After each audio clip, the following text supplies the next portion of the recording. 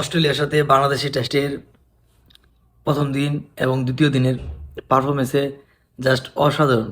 আমরা মুগ্ধ হয়ে গেছি।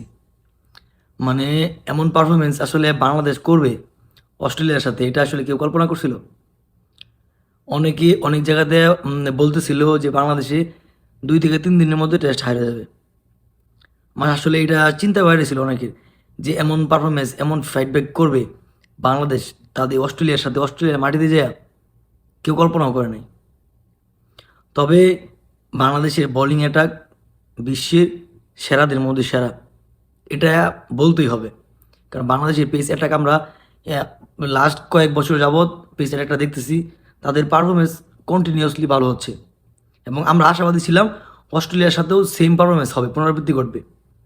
যদিও রানা ছিটকে যাওয়ার পরে মানে একটু দ্বিধাদ্বন্দ্ব হইতেছিল যে নাহিদ রানার ব্যাকআপটা কে করবে।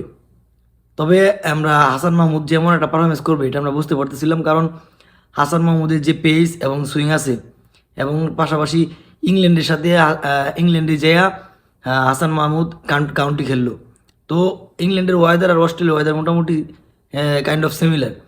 তো সেই জন্য হাসান মাহমুদের কাছ থেকে আমরা বুঝতেছিলাম যে এখানে হাসান মাহমুদ ভালো কিছু করবে, কারণ এই অস্ট্রেলিয়ার যে ওয়েদার এবং বাতাসের যে একটা সাপোর্ট পাবে হাসান মাহমুদ, সেটা খুব ভালোভাবে কাজে লাগাতে পারবে। এবং হাসান মাহমুদ জাস্ট ওয়াও, সেটাই করে দেখাইছে। প্রথম টেস্টে অস্ট্রেলিয়ার সাথে ফার্স্ট ইনিংসে প্রথম দিনেই সে 6 উইকেট নিয়ে নিছে।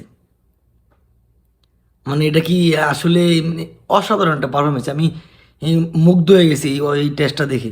কারণ আমরা যেভাবে জিম্বাবুর সাথে টেস্ট হারে আসলাম, মানে একটু আমরা হতাশই ছিলাম যে আসলে কি হয় না হয়, কিন্তু ওইটা যে আসলে বাংলাদেশ খুব দ্রুত ভুলে যেতে পারছে এবং অস্ট্রেলিয়া মাটিতে আইসা অস্ট্রেলিয়ার সাথে কি সুন্দর প্রথম ইনিংসটা খেললো, প্রথম দিন পার করলো, দ্বিতীয় দিন পার করলো, জাস্ট অসাধারণ।